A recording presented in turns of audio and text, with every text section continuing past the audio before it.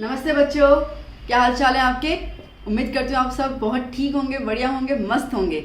बच्चों, जैसे आपको पता है कि हम लोग ऑलरेडी कवर कर चुके हैं काफ़ी कुछ lectures regarding the first chapter of chemistry.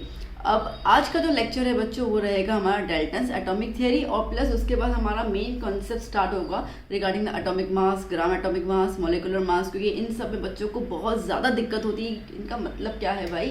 तो हम लोग डिटेल में उसको बहुत अच्छे से समझेंगे ताकि आपके कोई भी डाउट्स जो हैं वो बाकी ना रह जाए। तो चलिए पहले हम डेल्टन की थ्योरी की बात कर लेते हैं। अब ये थ्योरी आपने ऑलरेडी लोअर ग्रेड में कर चुके हैं, तो इसके लिए थोड़ा सा इसको हमें रिवाइज ही करना है। तो ये देख लेते हैं क्या है इसके अंदर।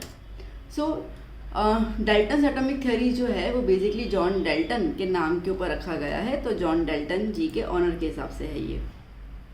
नाउ बेसिकली हम बात करते हैं यहाँ पे, तो क्या रहेगा इसमें, ये 1808 में थ्योरी प्रपोज की गई थी। अब इसमें सबसे पहला पॉइंट ये कहता है that matter is made up of extremely small indivisible particles called the atoms.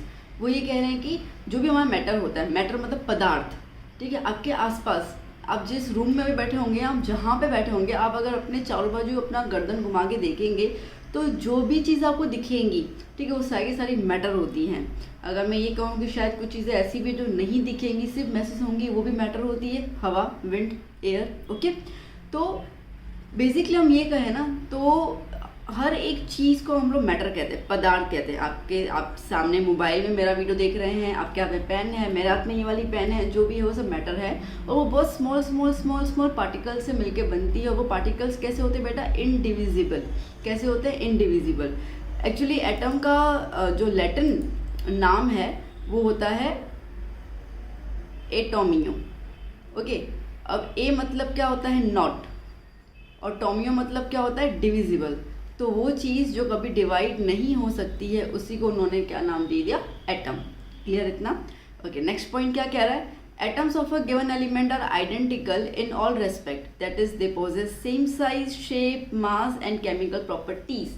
Atoms of a given element, given मतलब कि अब जैसे कि अगर मैं आपको कहती हूँ कि आपके पास कॉपर है, ठीक है, तो कॉपर जो आपके पास रहेगा उसमें, वो कॉपर में जितने भी पार्टिकल्स होंगे या एटम्स होंगे उनकी साइज सेम होगी, उनका शेप सेम होगा, उनका मास सेम होगा, और उनके केमिकल प्रॉपर्टीज़ भी सेम होंगे, plus boiling point, physical properties भी सेम हो जाते हैं। ठीक है, तो इन सब को हम लोग कहते हैं कि हर एक एलिमेंट का अपना अपना होता है।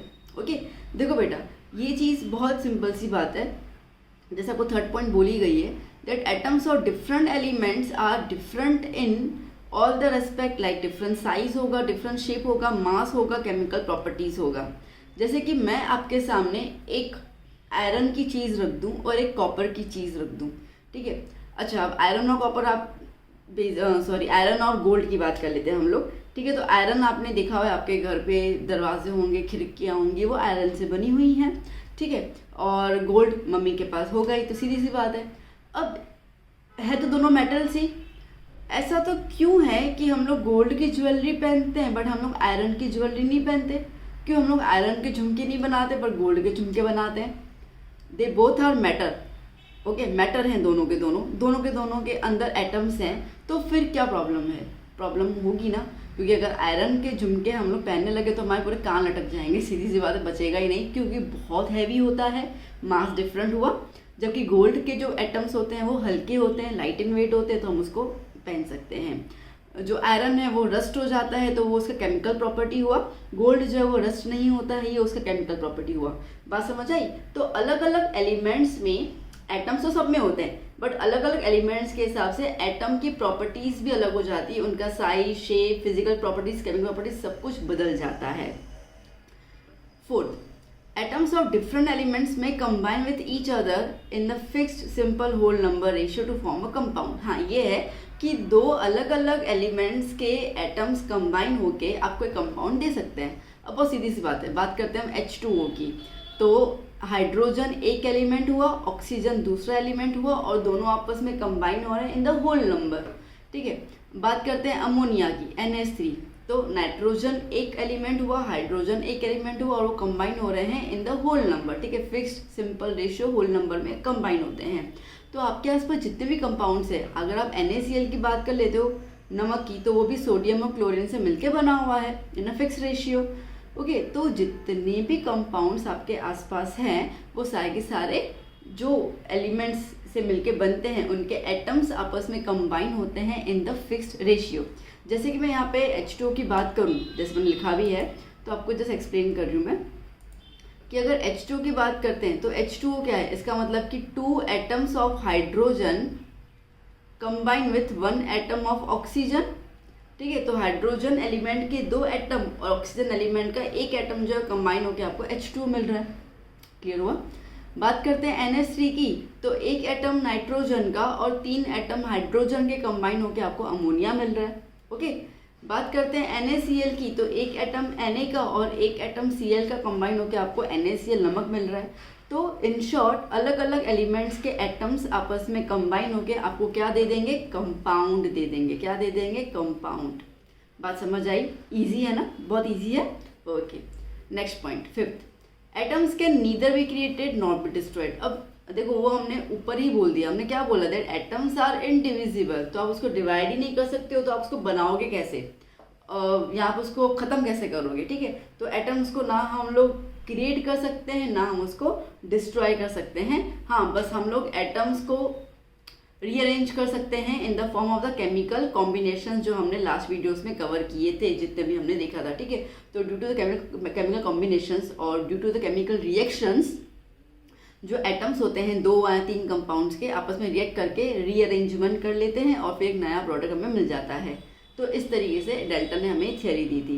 ये थियोरी है, ठीक है, this is not the this is not the practical form. तो इसके लिए ये थियोरी था, तो इसमें कुछ लिमिटेशंस भी आई थी। ओके, क्योंकि तब तक तो उन्होंने ये कहा था कि एटम इनडिविजिबल है, फिर आगे जाके ये आया था कि एटम्स डिविजिबल हैं, क्योंकि बिकॉज ऑफ द तब ना फिजिक्स में स्टैटिक इलेक्ट्रिसिटी के बारे में चर्चा होने लगी थी।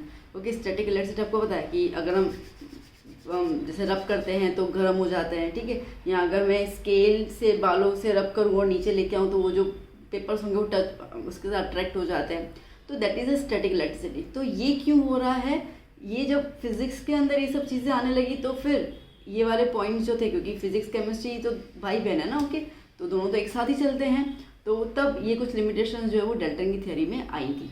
वेल, हमें इतना डीप में नहीं जाना है। ओके, इतनी कोई थियोरी ये पूछता भी नहीं है, क्योंकि 9th ग्रेड में ऑलरेडी आ चुका होता है। तो बट हम लोगों को, because we are discussing the basic concepts of the chapter of the chemistry, तो दैट्स वाई ये थियोरी हमें फिर से करवाई गई। तो मैं उम्मीद करती हूँ कि आपको इसमें कोई दिक्कत नहीं आई। बहुत बेसिक हमारे पास 5 पॉइंट्स हैं। चलिए आगे चलते हैं। अब हम बात करते हैं एटॉमिक मास की। तो भैया एटॉमिक मास क्या होता है? Simple, the mass of an atom is known as atomic mass. ठीक है, the mass of an atom is known as atomic mass. So basically the mass of an atom is extremely small as the size of the atom is very small.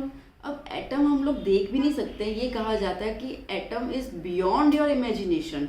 ठीक है, आप जितना सोचोगे atom के बारे में, एटम उससे भी ज़्यादा छोटा होता है। तो जब एटम उससे भी ज़्यादा छोटा होता है तो उसका मास कितना कम होगा वो आप खुद अंदाज़ा लगा सकते हैं।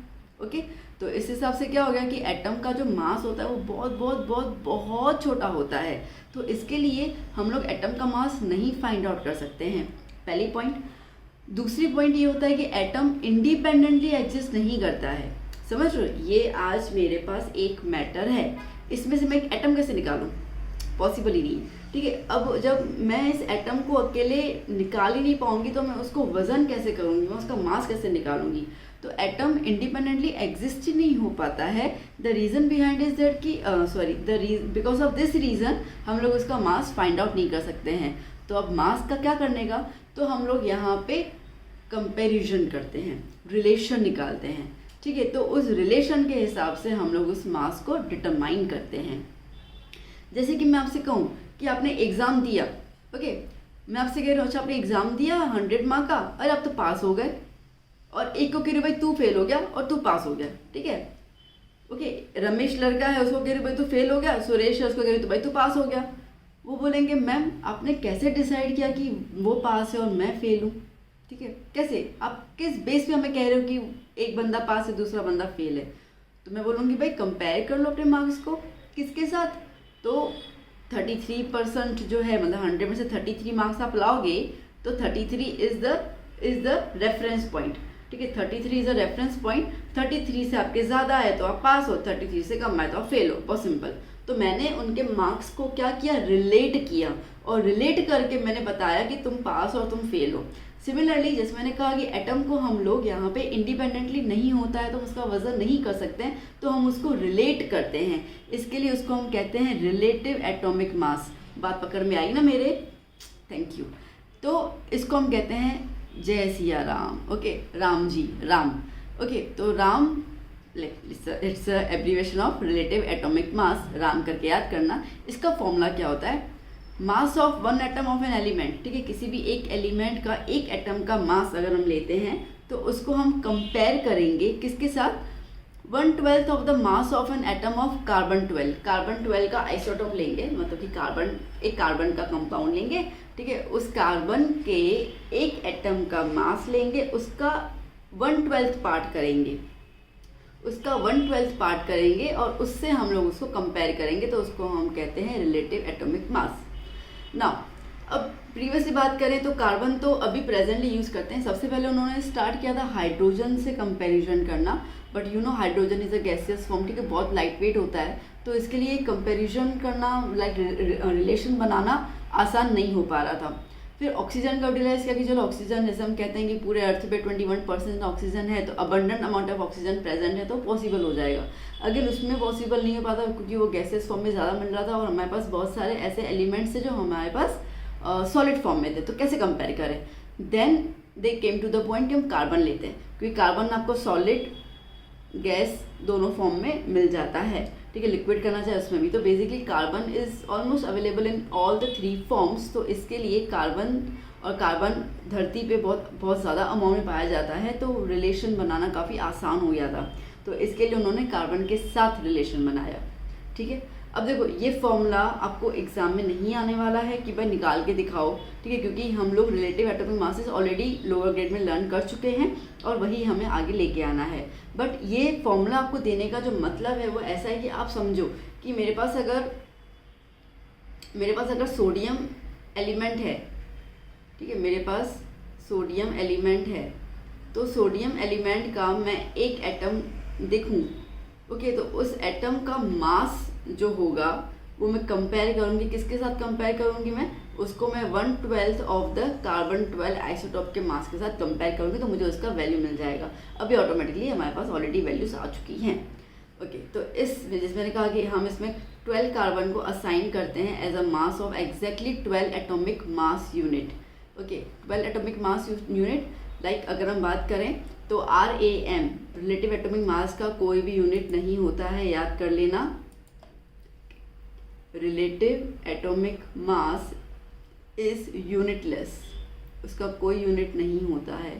क्यों? क्योंकि देखो ये भी मास है, ग्राम में ले लो, ये भी मास है, ग्राम में ले लो, कट गया मास, तो कोई यूनिट बचा ही नहीं, ठीक है।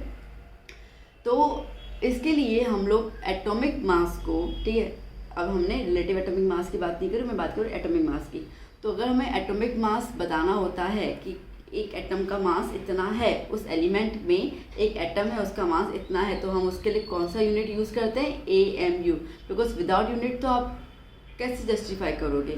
लाइक जैसे अगर मैं 10 लिख देती हूँ, इस 10 का मतलब क्या है, क्या समझोगे इस 10 का मतलब, ठीक है। अगर आगे मैंने रुपीस लगा दिया तो 10 रुपीस हो गए, ठीक है। अगर 10 kg लगा दिया तो मतलब कि तुम कोई भी चीज़ लेके आ रहे हो 10 किलो की। अगर मैं 10L लगा दूँ तो 10 लीटर, और अगर मैं 10 ml लगा दूँ तो 10 मिलीलीटर। बात समझ आई, ठीक है। अगर मैं 10 m लगा दूँ तो 10 मीटर, मतलब डिस्टेंस आ गया, ओके। अगर मैं 10 s लगा दूँ तो 10 सेकंड्स, और 10 HR लगा दूँ 10 आवर्स, ओके। तो बेसिकली एक अकेले 10 का कोई भी सिग्निफिकेंस नहीं होता है, उसके पीछे का यूनिट बताता है कि उसका मीनिंग क्या है। तो इसके लिए अगर हमें एटॉमिक मास यूनिट निकालना है, एटॉमिक मास निकालना है, तो उसके पे जो यूनिट लगेगा वो एटॉमिक मास यूनिट ही लगेगा। जैसे लेंथ का यूनिट मीटर होता है, ओके, मास का यूनिट किलोग्राम होता है, उस तरीके से एटॉमिक मास का यूनिट हो जाएगा एटॉमिक मास यूनिट। बात पकड़ में आ गई, ठीक है। तो उसको हम लोग AMU कहते हैं। So SI unit of atomic mass is AMU, ठीक है। That is atomic mass unit. So नीचे एक डेफिनेशन भी लिख के रखी हुई है मैंने, देखो बच्चा क्या है, atomic mass can be defined as a mass of single atom which is measure in atomic mass unit. उसको हम लोग एटॉमिक मास यूनिट में मेजर करते हैं। अभी ज़्यादातर एटॉमिक मास यूनिट को छोड़कर वो यूनिफाइड मास मतलब कि पीछे यू लगा देते हैं, ठीक है। Okay, 1 AMU is equal to, जैसे मैंने कहा 1/12 of the mass of 1 atom of carbon 12 isotope. Okay, अब अगर इसका ग्राम में वजन लेना हो तो क्योंकि हम लोग ज़्यादातर like we are human beings, okay, तो हम लोग कोई भी चीज़ का वजन करेंगे तो हम ग्राम में वजन करेंगे, AMU में हम वजन नहीं कर सकते हैं। तो ग्राम में करना हो तो क्या करोगे, उसको आप 1.66 इंटू 10⁻²⁴, कैसा है ये 10⁻²⁴ से आप इसको मल्टीप्लाई कर लेंगे तो आपको पता चल जाएगा कि वो कितना ग्राम हमें लेना है। ओके, थोड़ा थोड़ा समझ में आया। आगे और डिस्कस करेंगे, आपके सारे पॉइंट्स और क्लियर हो जाएंगे, टेंशन मत करो ज़रा सा भी। So at present AMU is replace by U। Okay, atomic mass is equals to relative atomic mass into 1 AMU। तो एटॉमिक मास क्या है, तो रिलेटिव एटॉमिक मास को 1 AMU से मल्टीप्लाई कर लोगे तो आपको एटॉमिक मास मिल जाएगा इन द AMU। ओके, आइए हम लोग कुछ एग्जाम्पल देख लेते हैं यहाँ पर। देखो बेटा, अभी जैसे कि मैं यहाँ पे एक ले लेती हूँ हाइड्रोजन एटम। ओके, अब हाइड्रोजन एटम का रिलेटिव एटॉमिक मास कितना होता है, 1 होता है। हम लोग 1 लिखते थे, 9th स्टैंडर्ड में से आता था, ठीक है। और इसका एटॉमिक मास क्या हो जाएगा, तो मैंने आपसे अभी फॉर्मूला क्या बताया कि रिलेटिव एटॉमिक मास के अंदर आप 1 AMU मल्टीप्लाई कर लेना तो एटॉमिक मास मिल जाएगा हमें। अभी RM कितना है 1, और 1 AMU से मल्टीप्लाई किया तो atomic mass of hydrogen atom कितना हो गया 1 AMU, ठीक है। अब अगर आपसे ये कहा जा रहा है कि एटॉमिक मास निकालो हाइड्रोजन एटम का but in gram, hydrogen atom का बट इन ग्राम, तो क्या करोगे 1 इंटू 1.066 1.66 इंटू 10⁻² के साथ मल्टीप्लाई कर लोगे तो आपका आंसर कितना आएगा 1.66 इंटू 10⁻² ग्राम। बात समझ आई। एक और एग्जांपल कर लेते हैं। ओके, देखिए जैसे कि आपको दिया हुआ है sodium atom, okay, Na sodium atom. Okay, अब इसका रिलेटिव एटॉमिक मास कितना होता है बेटा 23, ये यूज़ करते थे हम लोग।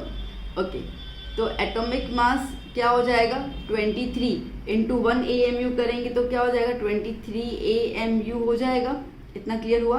ओके, और अगर हम लोग यहाँ पर अगर हम लोग यहाँ पर एटॉमिक मास निकालेंगे इन ग्राम तो क्या करेंगे हम लोग 23 को 1.66 इंटू 10⁻² के साथ मल्टीप्लाई कर लेंगे तो आपको यहाँ पे मिल जाएगा एटॉमिक मास इन ग्राम। तो एटॉमिक मास हम लोग 2 तरीके से ले सकते हैं, एक तो AMU, okay, that is atomic mass unit, और दूसरा होता है जब हमें ग्राम में चाहिए तो उसी वैल्यू को आप 1.66 इंटू 10⁻² के साथ मल्टीप्लाई कर लो तो आपको उसमें ग्राम मिल जाएगा। बात पकड़ में आई, क्लियर हुआ। 2 एग्जाम्पल कर लेते हैं इसके। जैसे कि ले लो Mg मैग्नीशियम एटम। ओके, तो अब मैग्नीशियम एटम में क्या करोगे बेटा, इसका रिलेटिव एटॉमिक मास कितना होता है 24। ओके, एटॉमिक मास इन AMU कितना हो जाएगा 24 AMU। 1 से मल्टीप्लाई करोगे तो कोई दिक्कत है नहीं अभी। और एटॉमिक मास इन ग्राम लिखा हो तो क्या करोगे 24 इंटू 1.66 इंटू 10⁻² कर लोगे। ओके, तो आपको मिल जाएगा इसमें ग्राम में आंसर। जैसे कि इसको मल्टीप्लाई कर लेते हैं हम लोग 24 इंटू 1.66, सो कितना आएगा बेटा 39.84 ग्राम। ये एटॉमिक मास हुआ सोडियम के एक एटम का मास इतना आ रहा है हमारे। क्लियर हुआ ये, ठीक है। जैसे कि अगर हम बात करते हैं यहाँ पे एल्यूमिनियम एटम की, तो रिलेटिव एटॉमिक मास कितना है बेटा उसका 27, ठीक है। मतलब कि कार्बन 12 से जब हम कंपेयर कर रहे हैं एल्यूमिनियम के एक एटम का मास तो हमें 27 मिल रहा है। एंड आई टोल्ड यू कि RAM रिलेटिव एटम के मास का कोई यूनिट नहीं होता है, ठीक है। तो अब इसका अगर हम लोग एटॉमिक मास निकालेंगे दैट इज AMU, तो कितना हो जाएगा 27 AMU। ओके, और अगर हम लोग एटॉमिक मास को हम लोग ग्राम में करेंगे तो कितना हो जाएगा 27 into 1.66 into 10⁻²4। Okay, what ever would be the answer. अभी तो मैं इसकी ज़रूरत है नहीं, तो वो आपका आंसर आ जाएगा। तो आई होप कि मैं आपको क्लियर कर चुकी हूँ कि रिलेटिव एटॉमिक मास और एटॉमिक मास में क्या डिफरेंस है। सो रिलेटिव का क्लियर हुआ ना कि हम लोग एक एटम को तो निकाल नहीं सकते उसका mass, because it is not possible कि वो इंडिपेंडेंटली एग्जिस्ट हो। तो हम लोग कार्बन 12 के एक एटम का जो मास रहेगा उसका 12th पोर्शन लेकर हम कंपेयर करेंगे, तो हमारे पास जो एलिमेंट होगा उसके एक एटम का मास निकलेगा। अब हमें निकालना है नहीं, हमें थोड़ा उसको लर्न करके रखना है। फिर एटॉमिक मास यूनिट में क्या होता है कि हम उसको 1 AMU से मल्टीप्लाई कर लेते हैं, तो उस सेम वैल्यू जो होगी वो आपको AMU में मिल जाएगी। अगर आपको एटॉमिक मास ग्राम में चाहिए तो बस उसी वैल्यू को आप 1.6 इंटू 10⁻²4 से मल्टीप्लाई कर लो, तो आपको वो ग्राम में मिल जाएगा। ठीक है, इतना क्लियर हुआ। सो बच्चों देखो, अब मैंने आपको यहाँ पे 20 जितने एटॉमिक नंबर्स एलिमेंट्स दिए हुए हैं, और वो एलिमेंट्स के मैंने आपको यहाँ पे रिलेटिव एटॉमिक मास दिए हुए हैं। अब देखिए 20 तक तो हमें लर्न होना ही चाहिए। 11th में आ गए, बेसिकली 20 जितने तो आपको 9th में ही लर्न करवा लेते थे स्कूल में। तो जैसे हाइड्रोजन है तो हाइड्रोजन का रिलेटिव एटॉमिक मास क्या हो जाएगा 1, हीलियम का 4, लिथियम का 7, बेरिलियम का 9, बोरोन का 10। ओके, तो आप इसका स्क्रीनशॉट निकाल दीजिए। और खैर आपको आधे से ज़्यादा तो मुझे पता है कि आपको लर्न होंगे। तो चलिए, तो यहाँ पे हम लोगों ने रिलेटिव एटॉमिक मासेस का कॉन्सेप्ट बहुत अच्छे से क्लियर आउट कर लिया। अब आगे हम देखते हैं कि क्या करना है। चलिए बच्चों शुरू करते हैं अभी next, that is gram atomic mass. So बच्चों की ग्राम एटॉमिक मास मतलब क्या होता है? अगर सिंपल शब्दों में मैं आपसे कहूँ तो ग्राम एटॉमिक मास का मतलब ये है कि हम लोग यहाँ पर ग्राम एटॉमिक मास में ये कहा जाता है कि 6.022 इंटू 10⁻23 इंटू 10⁻23 एटम्स के मास को हम लोग एटम्स के मास को हम लोग ग्राम एटॉमिक मास कहते हैं। ठीक है, तो 6.022 इंटू 10⁻23 एटम्स अगर आप उनका वज़न करते हैं और उसका वज़न जो आएगा उसको हम कहेंगे ग्राम एटॉमिक मास। अब देखो, मैं आपको बहुत सिंपल सी एक चीज़ बता देती हूँ। ठीक है, आपको वही चीज़ दिमाग में रखनी है, आपको ये सब इतना कुछ नहीं सोचना है। बेसिकली आपको यहाँ पे ये ध्यान देना है कि आपको इन सबको कैलकुलेट कैसे करना है। देखो एग्जांपल ले लेते हैं बेटा हम लोग, बहुत सिंपल सा एग्जांपल। लेट्स से कि ऑक्सीजन। ओके, अभी तक हमने क्या देखा? हमने देखा रिलेटिव एटॉमिक मास। तो ऑक्सीजन का बेटा रिलेटिव एटॉमिक मास कितना है? 16। ओके, अब हम कहते हैं कि एटॉमिक मास बता दो, तो क्या कहोगे आप बेटा? 16U या 16 AMU। Okay, done. अब मैं आपसे कह रही हूँ बेटा कि ग्राम एटॉमिक मास बताओ। इसका मतलब क्या है? इसका मतलब है कि आप 16U की जगह क्या लिख दोगे? ग्राम लिख दोगे। इतना ही फर्क पड़ता है, उसके अलावा एंटिटीज़ के अंदर मतलब कि इनकी वैल्यूज में हमको कोई चेंज नहीं आएगा। अच्छा, तो आप बोलोगे कि मैम आपने U को सीधा ग्राम में कन्वर्ट किया कैसे? मतलब कुछ तो पीछे सेंस होना चाहिए ना। हाँ बिल्कुल, सेंस तो है ही। चलो बताती हूँ मैं आपको क्या सेंस है इसके अंदर। देखो बेटा, इसमें क्या है कि हम लोग जब AM निकालते हैं एटॉमिक मास, तो हम लोग क्या करते हैं 16 के साथ, मतलब कि रिलेटिव एटॉमिक मास के साथ हम लोग 1 AMU को मल्टीप्लाई कर लेते हैं, तो हम लोगों को 16 AMU आ जाता है। Okay, done. अब यहीं पे ही हमारा एटॉमिक मास जो हमने AMU में निकाला है, अगर हमें यही एटॉमिक मास को कहें कि भाई ग्राम में निकालो, तो क्या करेंगे? हम इस 16 को हम मल्टीप्लाई कर लेंगे 1.66 इंटू 10⁻24 के साथ। ठीक है, इसके साथ हम मल्टीप्लाई कर लेंगे यहाँ पर, तो यहाँ पे क्या हो जाएगा? दैट 1.6 इंटू 10⁻24 जब मल्टीप्लाई करेंगे तो हमको ग्राम में मिल जाएगा। ओके, अब मैंने आपको इसके पहले में बताया था कि जब आप लोगों को एटॉमिक मास ग्राम में बोले तो आपको इसके साथ 1.66 इंटू 10⁻24 मल्टीप्लाई कर देना है, तो आपका आंसर ग्राम में आ जाएगा। ओके, बहुत अच्छी बात है। पर यहाँ पे ग्राम एटॉमिक मास बोला है। ओके, अब मैंने आपसे कहा कि ग्राम एटॉमिक मास मतलब कि कितने एटम्स का वजन करना है हमें? 6.022 इंटू 10⁻23 माइनस नहीं है प्लस। ओके सॉरी, तो इतना हमें करना है। तो इसका मतलब कि हमें 6.022 इंटू 10⁻23 के साथ हम लोगों को मल्टीप्लाई करना होगा, क्योंकि इतना हम लोगों को एटम है। ठीक है, 1 ग्राम में इतना एटम है। तो जब बेटा आप इसको और इसको सॉल्व करोगे ना तो आपको आंसर मिलेगा 1। तो इसके लिए 16 इंटू 1 क्या हो जाएगा 16 ग्राम। तो इसके लिए ग्राम एटॉमिक मास में हम डायरेक्टली क्या लिख देते हैं 16 ग्राम। बात समझ आई? दोबारा मैं कह रही हूँ, सुनो मेरी बात को ध्यान से। मैंने क्या बोला अभी बेटा, मैंने आपसे ये कहा यहाँ पर कि आपके पास रिलेटिव एटॉमिक मास होता है जो यूनिटलेस होता है, ठीक है, तो उसका एक वैल्यू रहता है। यहाँ पे हम लोग मैग्नीशियम का एग्जाम्पल ले लेते हैं, कोई दिक्कत नहीं है। तो मैग्नीशियम का रिलेटिव एटॉमिक मास 24, ठीक है इतना, ओके। उसका एटॉमिक मास क्या होगा, तो आप बोलोगे मैम 24 AMU, बहुत खूब। मैं आपको बोलूँ कि मुझे एटॉमिक मास ग्राम में बताओ तो बेटा, तो आप क्या बोलोगे मैम 24 को आप 1.66 इंटू 10⁻24 से मल्टीप्लाई कर लो, आपको ग्राम में मिल जाएगा। बहुत अच्छी बात है। अब मैं आपको कह रही हूँ कि मुझे ग्राम एटॉमिक मास बताओ, तो आप बोलोगे मैम ग्राम एटॉमिक मास का मतलब ये होता है कि टोटल 1 ग्राम में टोटल 6.022 × 10⁻23 जितने एटम मौजूद है उसके मास को हम कहेंगे। तो अभी आपने एटॉमिक मास कितना बताया, अभी आप कह रहे हो कि एटॉमिक मास 24 इंटू 1.66 इंटू 10⁻24 है।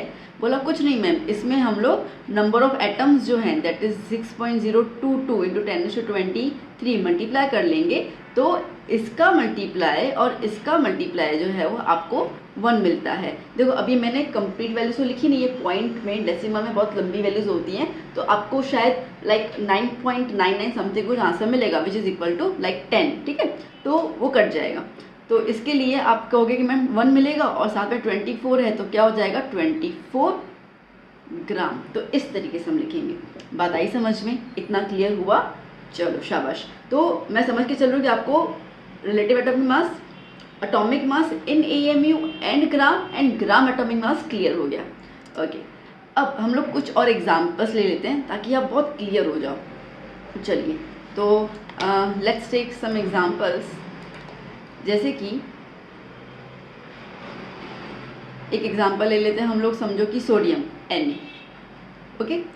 Na का रिलेटिव एटॉमिक मास क्या होगा बेटा 23, इसका कोई यूनिट नहीं लगता, इट इज़ यूनिटलेस।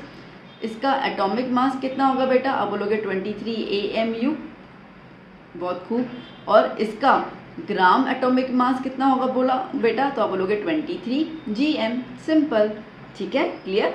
अच्छा, एक और एग्जांपल ले लेते हैं हम लोग। लेट्स टेक एल्यूमिनियम का रिलेटिव एटॉमिक मास कितना हुआ बेटा 27, नो यूनिट। इसका एटॉमिक मास इन AMU क्या होगा बेटा, अब बोलोगे 27 AMU। और इसका एटॉमिक मास इन ग्राम कितना होगा बेटा, तो आप बोलोगे मैम 27 को आप 1.66 इंटू 10⁻24 से मल्टीप्लाई कर लो, तो आपको जो आंसर आएगा वो ग्राम में आ जाएगा। ओके, ठीक है। यहाँ पे हम लोग एक एटम के मास की बात कर रहे हैं इन द ग्राम। बात समझ आई? एक एटम के मास की बात कर रहे हैं इन द ग्राम।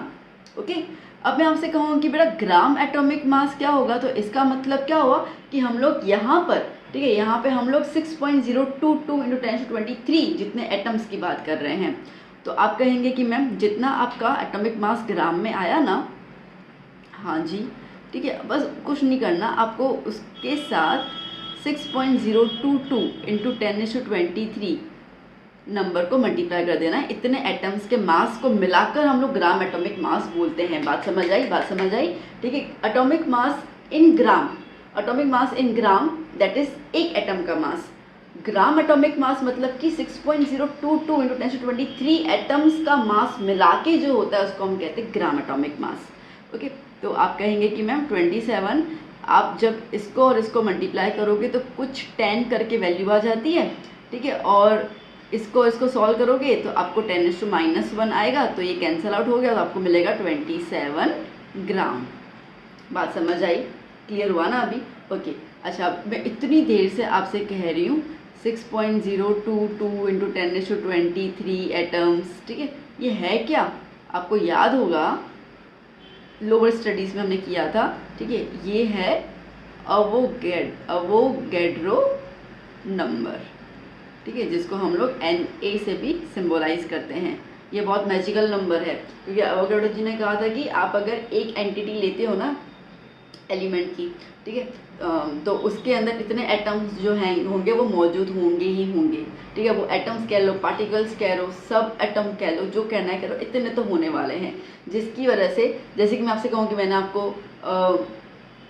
आपको 50 ग्राम नमक दे दिया, ओके। अब मैं कह रही हूँ कि उस नमक के पार्टिकल को तुम गिनो कितने कितने कितने, ओके। तो आप बोलो ये क्या है, ऐसे कैसे गिन ले। तो उस तरीके को समराइज, उस तरीके की कॉन्सेप्ट को समराइज करने के लिए इन्होंने कहा कि भाई इतने ग्राम में आपको 6.02 × 10⁻23 एटम्स मिलेंगे ही मिलेंगे। वो आगे बताती हूँ कि कितने में मिलेंगे, ओके। चलिए, तो आई होप कितना क्लियर हो गया। तो फटाफट से कुछ चीज़ें समराइज कर लेते हैं हम लोग, ओके। समराइज कुछ हम लोग एटम्स के नाम लिखते जा रहे हैं और फिर सॉल्व करते जा रहे हैं, ओके। जैसे कि सबसे पहले हम लोग हाइड्रोजन ले लें।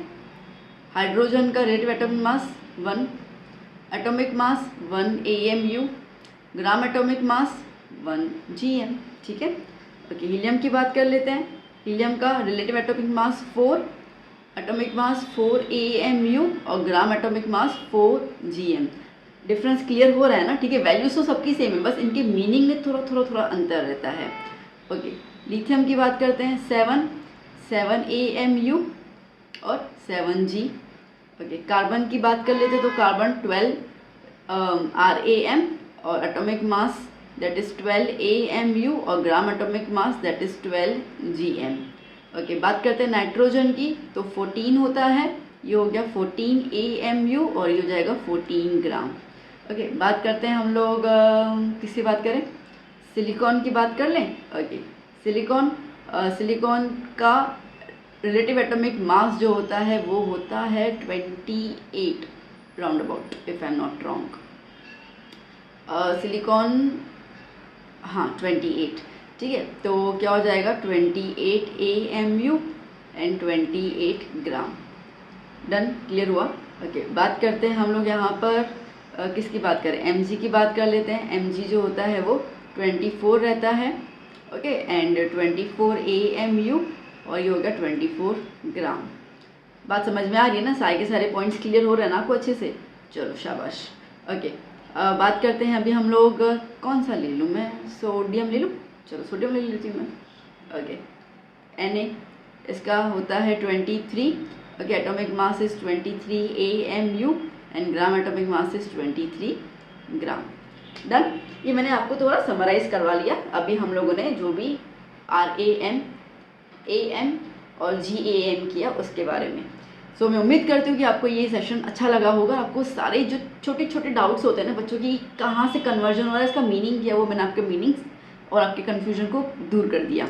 चलिए अब हम बात करते हैं नेक्स्ट टॉपिक की, that is the molecular mass, okay.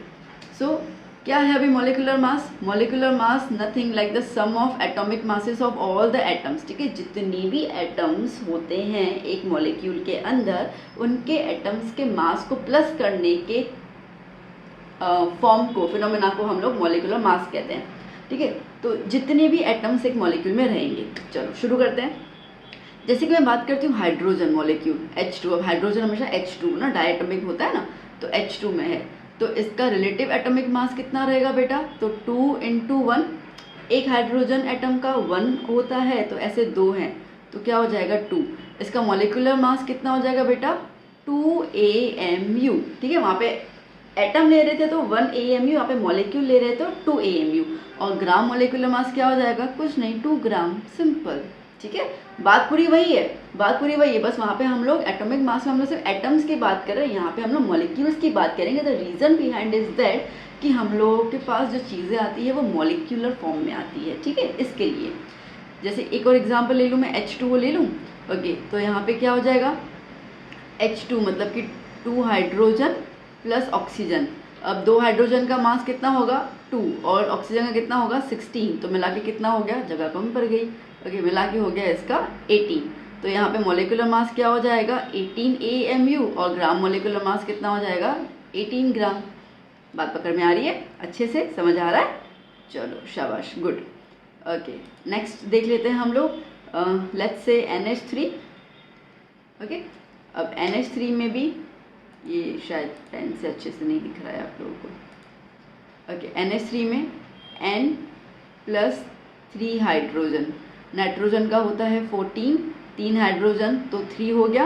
Okay, कितना हो जाएगा 17। ओके, तो ये हो जाएगा 17 AMU और ये हो गया 17 ग्राम। सिंपल। चलो एक और ले लेते हैं हम लोग, लेट्स से मीथेन।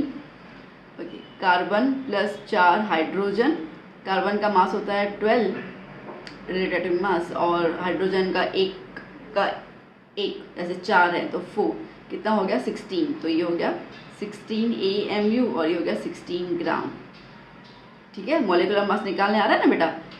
देखो जैसे कि H2SO4 ऐसा है अपने पास, तो H कितने हैं बेटा 2, तो हम क्या लिखेंगे 2 हाइड्रोजन प्लस S एक ही है ना, आगे भी पीछे का नंबर नहीं है मतलब S, और O कितने हैं बेटा 4, ये 4 ऑक्सीजन के साथ हैं तो O4। ठीक है, इस तरीके से हम लोग सारे एटम्स को देख लेते हैं कि कौन सा कितने कितने अमाउंट में प्रेजेंट है। जैसे देख लेते हैं हम यहाँ पे H2SO4। ठीक है, तो यहाँ पे 2 हाइड्रोजन तो कितना हो गया 2, फिर एक सल्फर, सल्फर का होता है 32। Okay, and then 4 oxygen, oxygen का होता है 16, 16 इंटू 4 कितना हो जाएगा 64, तो ये हो गया 64। चलो प्लस कर लेते हैं हम लोग, 64 प्लस 34 98, कितना हो गया 98 AMU, that is 98 gram. Clear, अच्छे समझ में आ रहा है। ओके, लेट्स से O2 मतलब कि 2 ऑक्सीजन तो 2 इंटू 16 कितना हो जाएगा 32, तो that is 32 AMU molecular mass. Gram molecular mass कितना हो जाएगा 32 ग्राम। ठीक है, बात करते हैं हम लोग ग्लूकोज की, C6H12O6। ओके, तो 6 कार्बन है मतलब कि 2 into 12 sorry 6 into 12 plus 12 hydrogen है मतलब कि 12 इंटू 1 दैट इज़ 12, और 6 आपका ऑक्सीजन है that is 6 into 16। Done. Okay, 6 into 12 कितना होगा, चलो प्लस करना पड़ेगा, 6 इंटू 12 नीचे कर लेती हूँ मैं, 72 प्लस 12। ओके, 6 6 या 36, 3 कैरी 96। ओके, इन सबको प्लस कर लें अभी हम लोग। सो 72 प्लस 12 कितना हो जाएगा 84, 84 प्लस 96 10 10 ओके सॉरी 180, तो कितना हो गया 180 AMU, दैट इज 180 ग्राम। सो बच्चा पार्टी क्लियर हुआ कि एटॉमिक मास में और मॉलिक्यूलर मास में क्या डिफरेंस है। देखा जाए तो कुछ डिफरेंस नहीं, डिफरेंस इतना है कि हम लोग वहाँ पे एक एटम की बात कर रहे हैं, यहाँ पे हमारे पास जितने भी एटम्स हैं उन सबके एटम्स के मासेस को प्लस करके हम लोग मॉलिक्यूलर मास निकाल रहे हैं, दैट्स इट, और कुछ नहीं है। चलिए आगे बढ़ते हैं, अभी क्वेश्चंस कर लेते हैं। ओके, तो जैसे आपको यहाँ पे कहा गया है calculate first relative atomic mass of MgO। ठीक है, क्या दिक्कत है, MgO का हमें RAM कैलकुलेट करना है। ओके, तो Mg प्लस O हो गया, Mg का 24 होता है और ऑक्सीजन का 16 होता है, प्लस कर लेंगे कितना आएगा 40। ठीक है, तो 40 आया मेरे पास RAM। नाउ वी नो कि इसका कोई यूनिट नहीं होता है। B, molecular mass of MgO in gram, देखना ध्यान से, हाँ, molecular mass of MgO in gram, तो इसका मतलब ये है कि RAM इंटू 1 AMU कर लेंगे तो दैट इज 40। RAM कितना है 40 है ना, 40 AMU आ गया। पर हमें इन्होंने AMU में नहीं पूछा है, इन्होंने हमें पूछा ग्राम में। कोई बात नहीं है, वो हमने देखा था ना एटॉमिक मास में 1.66 इंटू 10⁻⁻24 से मल्टीप्लाई कर लेंगे तो जो भी आंसर आएगा हमारा ग्राम में आंसर आ जाएगा। सिंपल, ठीक है। अच्छा, अब सी क्या कह रहा है भाई साहब, ग्राम मोलिकुलर मास निकालो MgO का। ओके, तो हमारे पास RAM तो है ही। अच्छा, तो ग्राम मोलिकुलर मास, ओके, ये हमें निकालना है। कुछ नहीं, ये जो मोलिकुलर मास हमने निकाला 40 इंटू 1.66 इंटू 10⁻⁻24, उसके साथ हमें ग्राम मतलब कि हमें एटम्स को मल्टीप्लाई कर लेना, दैट इज 6.022 इंटू 10⁻⁻23। तो मुझे क्या मिल जाएगा, मुझे मिल जाएगा 40 ग्राम, क्योंकि पता है कि इसका मल्टीप्लाई 1 देगा हम लोगों को। बात समझ आई, क्लियर हुआ। बेसिकली आपको बी और सी में ध्यान देना था। मॉलिक्यूलर मास ऑफ एमजीओ निकालना है इन ग्राम, तो इसके लिए एएमयू को आपको इससे मल्टीप्लाई करना पड़ जाता है। और फिर आपको कहा है कि ग्राम मॉलिक्यूलर मास निकालो, तो हम लोगों ने उसी को 6.022 वाले एवोगैड्रो नंबर से मल्टीप्लाई कर लिया। तो आंसर तो सेम ही आना है, उसमें तो कुछ है ही नहीं। ठीक है, चलिए ना अब बात करते हैं हम लोग एवरेज एटॉमिक मास। आप कहोगे मैम एटॉमिक मास आपने बता दिया, अब आप एवरेज क्यों बता रहे हो, इसमें क्या हो गया? कुछ ऐसे हमारे पास एलिमेंट्स होते हैं, एटम्स होते हैं, जिनके लिए ये चीज़ करना बहुत ज़रूरी है। तो बेसिकली हमारे पास कुछ एलिमेंट्स होते हैं जिनके आइसोटॉप्स होते हैं। ठीक है, अगर कोई हमें एलिमेंट आइसोटॉप्स में पाया जाता है तो हमें उनका एवरेज एटॉमिक मास निकालना बहुत ज़्यादा ज़रूरी हो जाता है। मतलब देखो बेटा, जैसे कि मैं आपसे कहूँ कि हाइड्रोजन, अब हाइड्रोजन के ना बेटा हमारे पास 3 आइसोटॉप्स होते हैं। अब पहले तो आइसोटॉप्स का मतलब क्या है, देखो आइसो मतलब क्या होता है बेटा, सेम। ठीक है, आइसोटॉप्स, तो आइसो मतलब होता है सेम और टॉप्स मतलब होता है पोजीशन। मतलब कि हाइड्रोजन की जहाँ पे पोजीशन है वहाँ पे हाइड्रोजन के साथ 3 और हैं जहाँ पे उनकी पोजीशन होती है। ठीक है, जैसे कि हम लोग कह दें कि भाई प्रोटीनियम, ओके क्या कह रहे हैं हम लोग यहाँ पर, हम यहाँ पे कह रहे हैं प्रोटीनियम, ड्यूटेरियम, स्पेलिंग शायद गलत होगी, और ट्रीटियम। इतना क्लियर हुआ? ओके, अब ये 3 आइसोटॉप्स जो है वो हाइड्रोजन के पाए जाते हैं हम लोगों को। ठीक है, नाउ हाइड्रोजन हम लोग बहुत जगह पे यूज़ करते हैं। सिंपली पानी भी हाइड्रोजन से मिलके बनता है। ठीक है, और बहुत बहुत जगह पे हाइड्रोजन का रिएक्शन तो होता ही है। Now the point is that कि अब इनमें से कौन सा हम लोग हाइड्रोजन ले रहे हैं। ठीक है, हम अब इसको हम लोग हाइड्रोजन 1 कह लेते हैं, ये हाइड्रोजन 2 आ गया और ये हाइड्रोजन 3 आ गया। ठीक है, अब इसका जो मास होता है ना, ठीक है, मतलब इसका जो रिलेटिव एटॉमिक मास होता है वो इसका होता है 1। ठीक है, इसका रिलेटिव एटॉमिक मास होता है 2 और इसका रिलेटिव एटॉमिक मास होता है 3। ठीक है, तो अब हम इन तीनों में से कौन सा ले रहे हैं वो तो नहीं पता। तो जब ऐसे कुछ आइसोटॉप्स आते हैं ना, तब हम इनके मासेस का एवरेज ले लेते हैं और फिर कहते हैं कि हमें इतना मास लेना है। तो इसको हम लोग कहते हैं एवरेज एटॉमिक मास। क्लियर हुआ यहाँ पे, समझ में आया? जैसे हम बात करते हैं क्लोरीन की भी। अब क्लोरीन के हमारे पास 2 फॉर्म होते हैं। एक फॉर्म होता है, अब इसका नंबर तो 17 होता है, तो पोजीशन तो सेम ही है। एक का जो रिलेटिव एटॉमिक मास होता है वो 35 होता है और एक का 37 होता है ना। अभी हम लोग क्लोरीन ले रहे हैं फॉर द रिएक्शन, या तो फिर अपने आप ही जो रिएक्शंस होती हैं नेचर के अंदर, तो अब कैसे पता चलेगा कि कौन सा क्लोरीन के साथ रिएक्ट हुआ? तो हम लोग क्या करेंगे, हम इन दोनों का एवरेज निकाल देंगे। ना द पॉइंट इज दैट कि एवरेज कैसे निकालना है, तो उसके लिए हमारे पास फॉर्मूलास है। 2 फॉर्मूला है, क्योंकि 2 तरीके की एवरेज जो है वो निकाली जाती है। लाइक हमारे पास 2 टाइप के क्वेश्चंस आते हैं, तो वो 2 फॉर्मूला बता रही हूँ मैं, और उस हिसाब से हम आगे सम्स भी करेंगे। जैसे बच्चों हम लोग टाइप 1 की बात करते हैं यहाँ पर। सो टाइप 1 में आपके पास आइसोटॉप दिया होगा। ठीक, आपको आइसोटॉप का मास दिया होगा और एक चीज़ ये दिया होगा, और आपको दूसरा दिया होगा कि कितना परसेंटेज वो आइसोटॉप प्रेजेंट है इन नेचर, ओके, या in air, in nature, whatever. ठीक है, तो एक तो आपको उस आइसोटॉप का मास दिया होगा और दूसरा ये बताया कि कितना परसेंटेज वो प्रेजेंट है आपके एटमॉस्फेयर के अंदर। तो उसके लिए जो हम लोग एवरेज एटॉमिक मास का बेटा फॉर्मूला लगाएंगे, एवरेज एटॉमिक मास का हम लोग जो फॉर्मूला लगाएंगे वो फॉर्मूला रहेगा mass of 1 isotope into percentage जो भी होगा, okay, plus mass of second isotope into जितना परसेंटेज वो दिया होगा। ठीक है, जितना परसेंटेज वो दिया होगा, और कंप्लीट डिवाइड बाय 100 करेंगे ना। द क्वेश्चन अराइजेस, मैम सिर्फ 2 आइसोटॉप्स के लिए फॉर्मूला रहेगा ये? नहीं, 2, 3, 4 जितने भी आइसोटॉप होंगे सबके लिए फॉर्मूला ये रहेगा। बस आप जितने भी हैं उनके मासेस को उनके परसेंटेज का मल्टीप्लाई करते जाइए और फिर उन सबका प्लस करके आपको 100 से डिवाइड करना है। तो ये तरीका रहेगा आपके पास फर्स्ट टाइप के क्वेश्चंस को कंप्लीट करने का। दूसरे टाइप का जो क्वेश्चन रहेगा आपके पास वो रहेगा कि जहाँ पर आपको दिया होगा मास ऑफ आइसोटॉप्स कि कितना अमाउंट प्रेजेंट है, और दूसरी चीज़ दी होगी इसके लिए रिलेटिव अबंडेंस, मतलब कंपेयर करके भाई इसके मुकाबले ये कितना ज़्यादा है, ठीक है, तो रिलेटिव अबंडेंस। तो जैसे कि अगर हम बात करते हैं यहाँ पे एवरेज एटॉमिक मास की, तो क्या हो जाएगा इसके अंदर, मास ऑफ वन आइसोटॉप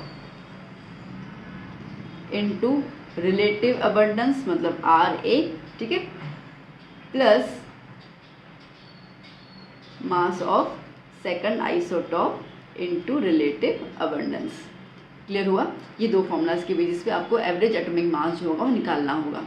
टेंशन मत करो, एक दो एग्जांपल देख लेते तो आपको क्लियर आउट हो जाएगा कि हमें करना कैसे है।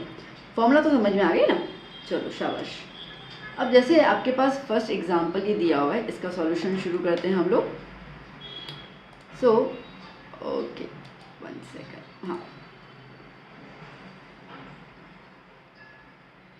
क्या बोला गया? Chlorine consist of 75% chlorine 35। एक क्लोरीन है जिसमें लाइक क्लोरीन के जो आइसोटॉप है उसमें से एक आइसोटॉप उसका क्लोरीन 35 है जिसका 70% अवेलेबल है। मतलब कि ये क्लोरीन 1 हो गया, ठीक है, जिसका मास आपको दिया हुआ है 35 और परसेंटेज आपको दिया हुआ है 75, ओके। और दूसरा कह रहा है 25% क्लोरीन 37, मतलब कि सेकंड क्लोरीन आपको दिया हुआ है जिसका मास आपको दिया हुआ है 37 और परसेंटेज आपको दिया हुआ है 25। इतना क्लियर हो गया ना? देखो अब दिया क्या हुआ है, मास दिया हुआ है, परसेंटेज दिया हुआ है, तो फॉर्मूला क्या लगाएंगे हम लोग बेटा? एवरेज एटॉमिक मास का फॉर्मूला क्या रहेगा? Mass of one isotope 35 into its percentage 75 plus mass of another isotope 37 into its percentage 25 whole upon क्या हो जाएगा 100, ठीक है। चलिए, सो 35 इंटू 75 कैलकुलेटर यूज़ करना पड़ जाएगा, ओके। सो एक बार कैलकुलेशन करके देख लेते हैं हम लोग, क्या है 35 इंटू 75 कितना हुआ हमारे पास 2625 प्लस 37 इंटू 25 कितना हो जाएगा, okay 37 into 25, okay, that is 925 upon में क्या आया 100। चलो प्लस कर लेते हैं हम लोग इसको। सो 2625 से प्लस कर लिया, हमें मिल गया 3550 अपॉन में क्या आया 100, 0 0 कैंसिल, क्या आया 35.5। अब आपको याद है हम लोग क्लोरीन का जो मास होता है वो हम लोग 35.5 ही लेते हैं, यस, तो वो इस तरीके से हम लोग लेते हैं, ठीक है। दैट्स वाई मास हमें पॉइंट में मिलता है क्योंकि हम लोग क्लोरीन के आइसोटॉप्स का एवरेज निकालते हैं। बात पकड़ में आई अच्छे से? चलो शाबाश। नेक्स्ट क्वेश्चन देख लेते हैं हम लोग, ओके। क्या है example? Chlorine has 2 isotopes of atomic mass units 34.97 and 36.97, okay. तो दोनों के एटॉमिक मास आपको दिए हुए हैं, ठीक है। तो यहाँ पर अगर हम सॉल्व करें इसको तो आपको यहाँ पे मासेस दिए हुए हैं। मासेस ऑफ क्लोरीन 1 दिया हुआ है 34.97, वहाँ पे डायरेक्टली 35 लिखा हुआ था, ठीक है, टेंशन मत लेना। एंड मास ऑफ क्लोरीन 2 आपको दिया हुआ है 36.97, ठीक है। द रिलेटिव अबंडेंस, ओके, तो relative abundance RA of chlorine 1 कितना दिया हुआ है 0.755 और रिलेटिव अबंडेंस ऑफ क्लोरीन 2 कितना दिया हुआ है बेटा 0.245। Find the average atomic mass, ठीक है, निकाल देते हैं हम लोग। सो मैंने फॉर्मूला क्या बताया था बेटा इसके अंदर एवरेज एटॉमिक मास का? सोचो, हाँ, अब बोलोगे मैम मास इनटू RA, ठीक है। तो मास कितना है 34.97, सो हम लोग यहाँ पर 34.97 को उसके अबंडेंस के साथ मल्टीप्लाई कर लेंगे, दैट मीन्स 0.755, ओके, प्लस क्या कर लेंगे हम लोग 36.97 को मल्टीप्लाई कर लेंगे 0.245 उसके अबंडेंस के साथ। सो बच्चों मल्टीप्लाई कर लेते हैं, क्या है इसका 34.97 मल्टीप्लाई बाय 0.755 कितना आया हमें 26.402, ठीक है। प्लस दूसरा कितना है 36.97 इंटू 0.245 कितना आया ये आया 9.057। चलो इसको प्लस कर लेते हैं हम लोग। क्या प्लस करना है 26.402, ठीक है। तो आपको इसमें आंसर आएगा 35.45 विच इज़ अप्रोक्सीमेटली 35.5, ठीक है। वैसा ही सेम आया। तो यहाँ पे आपको अबंडेंस के हिसाब से मैंने बताया, वहाँ पे मैंने आपको किसके बताया, परसेंटेज के हिसाब से बताया। सो आई होप कि आपको दोनों टाइप के क्वेश्चंस क्लियर हो गए। नोट्स बनाते जाना अच्छे से, क्योंकि जितने अच्छे से आप नोट्स बनाओगे उतना आपको आगे रिविजन करने में बहुत ज़्यादा आसानी होगी। Note should be neat, clean and in your own language, ठीक है। आपकी लैंग्वेज होना चाहिए ताकि आप जब समझो तो आपको सारे पॉइंट्स रिकॉल हो जाएं। 2 साल तक चलानी होती है ये कॉपी हम लोगों को। चलिए एक और क्वेश्चन कर लेते हैं। Fine. If bromine atom is available in isotopes 79, okay. So आपको यहाँ पे परसेंटेज दिया हुआ है। चलो ब्रोमीन 1 इसका मास कितना दिया हुआ है बेटा 79। ऊपर जो लिखा होता है वो मास होता है, ठीक है, नीचे वाला उसका नंबर। और परसेंटेज कितना दिया हुआ है बेटा 49.7। और दूसरा उसका दिया हुआ है आइसोटोप जिसका मास दिया हुआ है 81 और परसेंटेज दिया हुआ है 50.3, ठीक है। चलिए कैलकुलेट कर लेते हैं। तो अब यहाँ पे आपको परसेंटेज दिया हुआ है, मास दिया हुआ है, तो फर्स्ट वाला टाइप हुआ ना ये, तो फॉर्मूला वैसे ही लगेगा। तो क्या लगेगा हमारा average atomic mass is equals to mass of first isotope 79 into percentage 49.7 plus mass of second isotope 81 into percentage 50.3 divided by 100। चलो इसको मल्टीप्लाई कर लेते हैं तो हम लोगों को इसमें मिल जाएगा। चलो कैलकुलेटर का यूज़ तो करना पड़ जाएगा ना बच्चा, ओके, वरना टाइम लगेगा और तो क्या है। 79 मल्टीप्लाई बाय 49.7, ओके, कितना आया हम लोगों को, हमें आया 3926.3 प्लस 81 इंटू 50.3 आपको मिलेगा 4074.3 अपॉन में 100, ओके। तो चलो यहाँ कर लेते हैं, प्लस कर लेते हैं हम लोग। कितना आएगा इसका प्लस प्लस प्लस 4074.3। तो इसका प्लस आता है आपके पास 8000.6 divide by 100, okay. Divide by 100 करेंगे तो कितना हो जाएगा 80.006, ठीक है, दैट्स इट। सो ये हो गया उसका एवरेज एटॉमिक मास। क्लियर, बात समझ आई अच्छे से? चलो शाबाश। चलिए बच्चों, तो आज की वीडियो का लास्ट टॉपिक फिनिश कर लेते हैं, दैट इज़ फॉर्मूला मास, ठीक है। फॉर्मूला मास क्या होता है? कुछ नहीं है बाबा, बस चीज़ों को घुमा फिरा के बोला गया है। फॉर्मूला मास मतलब कि the sum of atomic masses of all the atoms present in chemical formula is called the formula mass. अब आप बोलोगे मैम आपने सेम डेफिनेशन मॉलिकुलर मास में ही बताई, आपने भी उसमें यही कहा था sum of the atomic masses of all the elements present in the molecule, और अब यहाँ पे कह रहे हैं present in the chemical formula. तो क्या डिफरेंस है? डिफरेंस यहाँ पे हल्का सा है, और वो ये है कि जनरली फॉर्मूला मास जो होता है वो हम लोग आयोनिक कंपाउंड्स के लिए यूटिलाइज कर लेते हैं, ठीक है। तो पहला पॉइंट अगर बताऊँ तो ये होता है कि आयोनिक कंपाउंड्स के लिए हम इसको यूज़ करते हैं।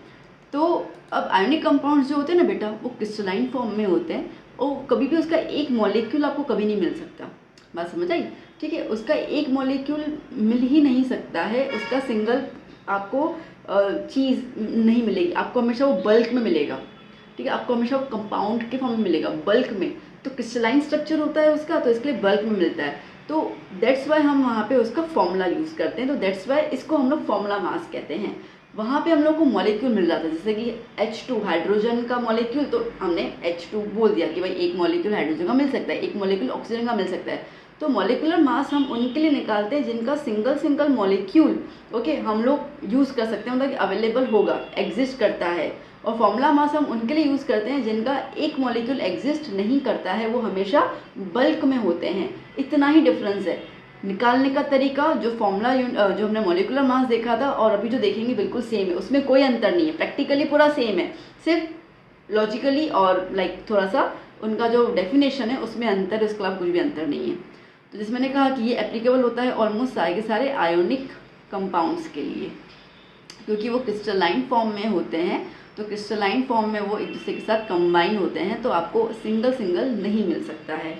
ओके, तो जैसे हम सबसे पहला आप देखिए तो NaCl सोडियम क्लोराइड, तो क्या हो जाएगा Na+Cl।